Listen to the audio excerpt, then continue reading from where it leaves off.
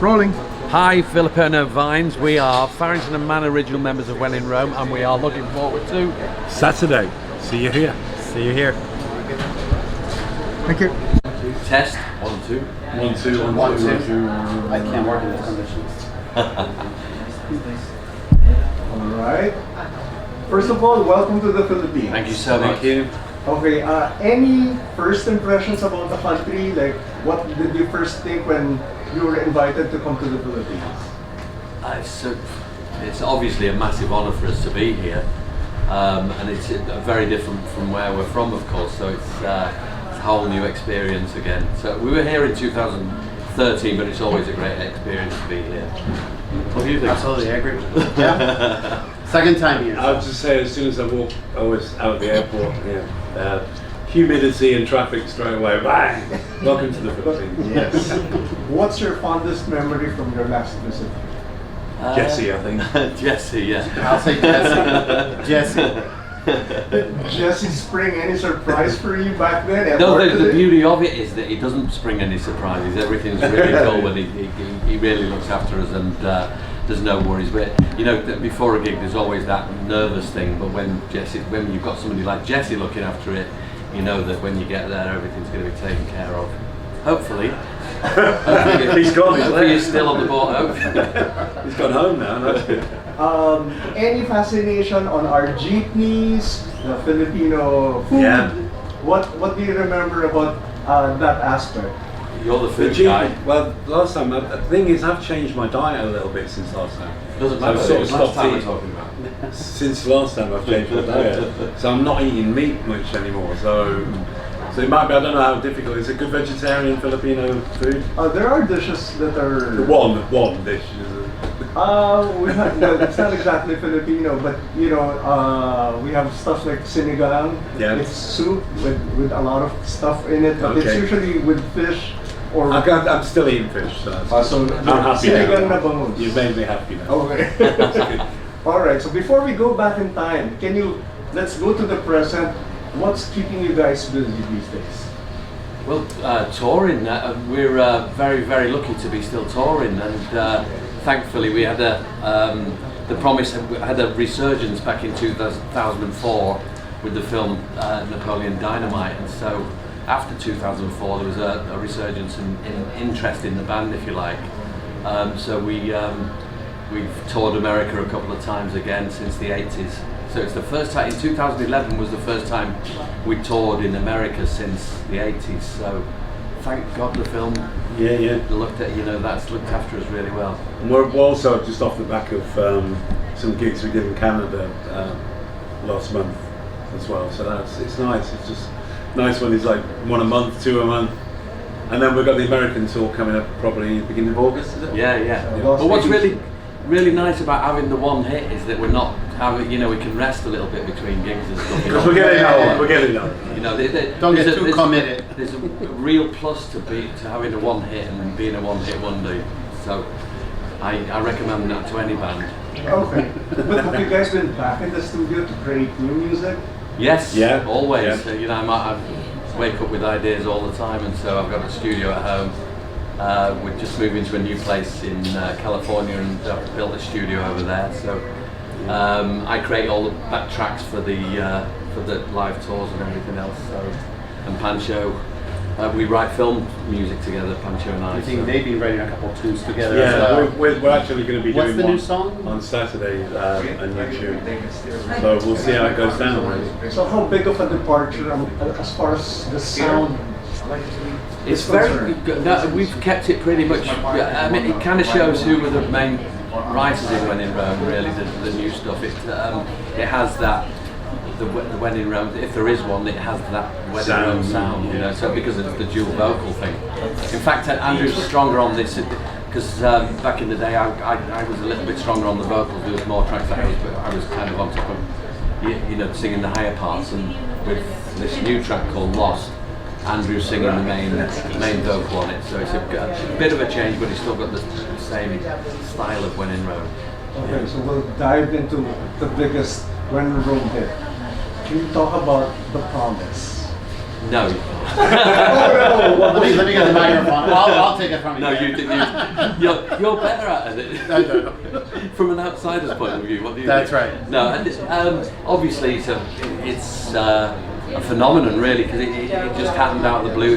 It was written in a tiny little garden shed in Manchester. We didn't know really what we were doing. We were just starting recording and playing live and stuff. And Andrew was supporting me in a band called Bow Leisure. I was in a band called Bow Leisure, and Andrew used to do poetry and stuff. And so when Bow Leisure split up, we needed we were forming a new band, and we needed a lyricist. So Andrew, being a poet, was the perfect choice. And it was perfect timing as well, because he was moving down to London at the same time, which is the Hollywood of the record industry in the UK.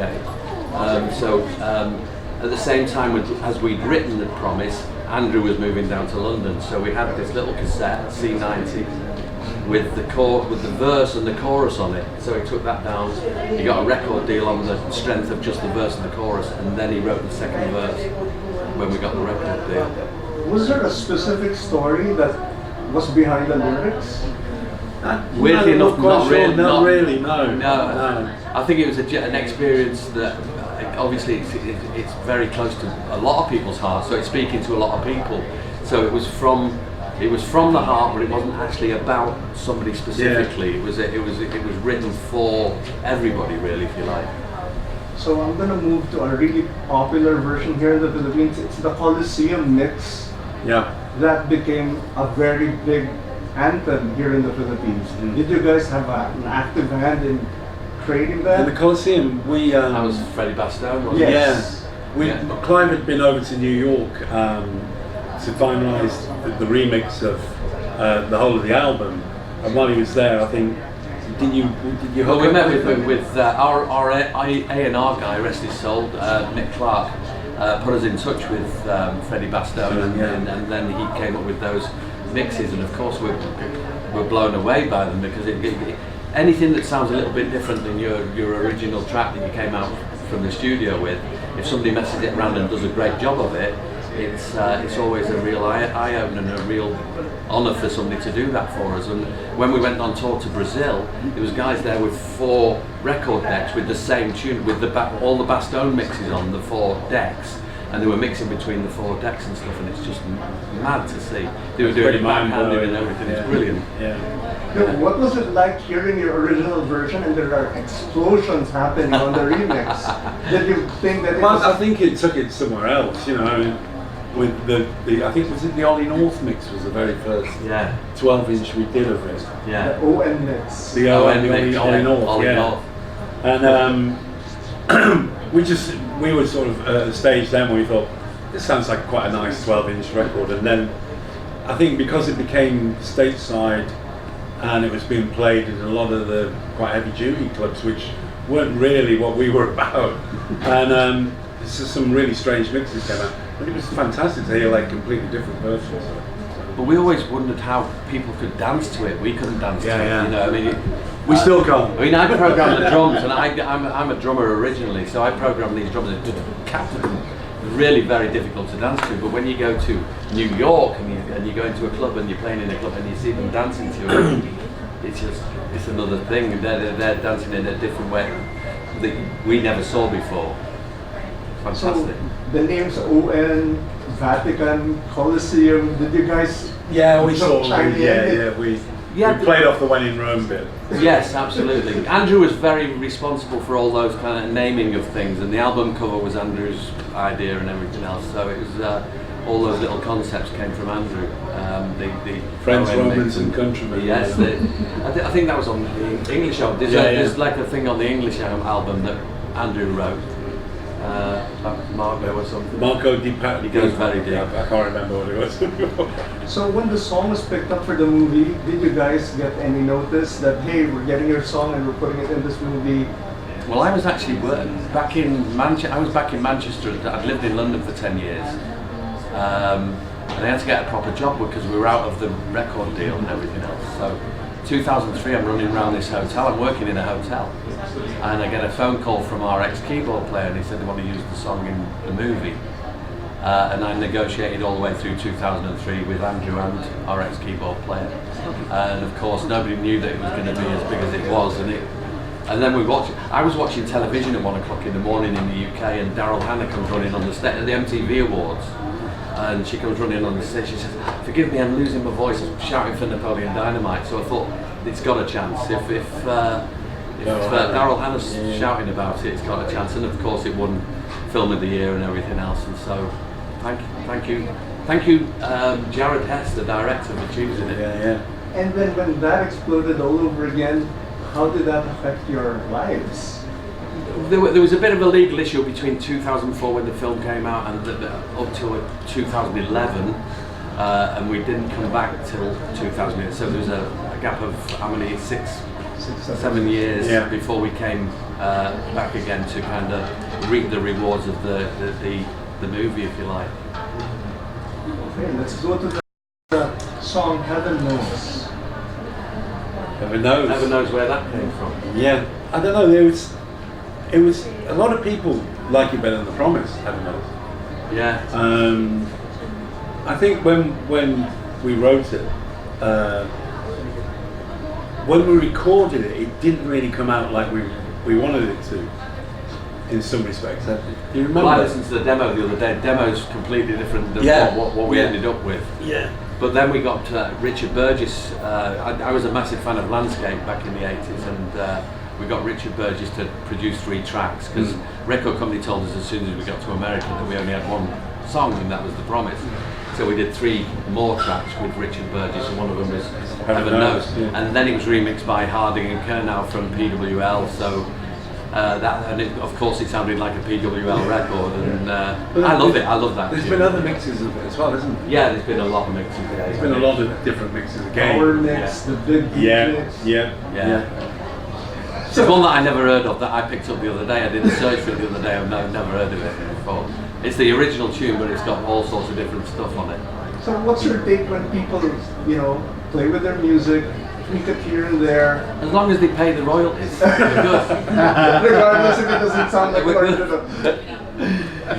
As long as we get paid, we're good. I mean, there's a fantastic version of The Promise by a country and western guy who's Sturgill Simpson. Simpson, which is completely nothing like, but he's such a great version. And Mint Julep did a version in the film Alex Strangelove, Yeah. the film that was released a couple of years ago. Kelly Clarkson has been touring. Kelly Clarkson. Kelly Clarkson has been touring. Tony Moran came out with this Yes. dance version. Yeah. So the song is that timeless? Well, it's like, when you look at it on Wikipedia, and you look at the song itself on Wikipedia, it's had so many people have covered it. It must be one of the most covered songs. And thank God it is. As long as you get the royalties. Yeah. Let's go to Sign of Your Tears. Was that even intended to be like a single, or in the full album, did you guys feel in the studio we're doing these songs and it will become a single for us? I don't think it was. No, I think the third was going to be everything, wasn't it? When you think about who remixed that, it was remixed by Nelly Hooper. Nelly Hooper, who did Soul to Soul. And Madonna, of course. So it was actually intended, wasn't it? Yeah. And we had a massive production for the video. Oh, it was awful. But it was really, it was not very good at all. They decided that Clive and I could be good dancers at the front of the stage. Yeah. And sort of synchronised dancing. We were choreographed, and we didn't need to be. So, since you mentioned the video, we're going back to The Promise. Keyboards, long hair. That was him. What was the experience like? What was the experience like? Fantastic. We're from Manchester, and you never expect. We had New Order, Joy Division, and everybody else. You never really. Of course, you want to be successful, but you never expect it to be so successful. And it was really. It was a fantastic time, of course, and as I said before, having that one, it allowed us to have a little bit of a breather between things. We weren't running around all over the place and getting exhausted like most bands do, and getting burnt out. So we were lucky in that respect. Yeah. Okay. So what can people expect from the concert this Saturday? What can they expect? Well, all the the songs that you've just mentioned. All those will be there. I think Clive and I enjoy performing more now than we did back in the day. You know, I think we both get. Yeah, but back in the 80s when we first toured America, we'd be just being dragged everywhere. You know, you just didn't know where you were sometimes. You know, so now we've got a little bit of a chance to see places and explore a little bit and have a fun time, because that's most important. We love being on stage still, but it's really important to get that little bit of downtime as well. Yeah. But we do some new stuff. There's some surprises. I've remixed the tracks and toughened them up a little bit, and they still sound like the original tunes, but they're a lot tougher in the bottom end and the drum mixes and everything else. That sounds exciting. I mean, I think our fans will be looking forward to that. Yeah. Message to your Filipino fans, especially the ones who can't make it here on Saturday. What do you want to impart to them? I just want to say thank you so much for keeping the record's been taken to your hearts, and we thank you for that. I've got a friend back in Manchester who works in the Merchant Navy, and he every time he docks in the Philippines, he says he knows me to the Filipino sailors, and they say, everybody's got it on their iPod. All the Filipino sailors have got it on their iPod. So everybody in the Philippines that took the song to heart, thank you so much, and we can't wait. So it's a pity you can't be here on Saturday. What have you got to say, mate? I love you guys. That's enough for me. All right, thank you very much. We're Thank just you. gonna have Thank you you. do an ID. Yeah. Hi, we're when in Rome. You're watching Mix, your choice, your music. Good. So we That's have, enough. we have to say, you know.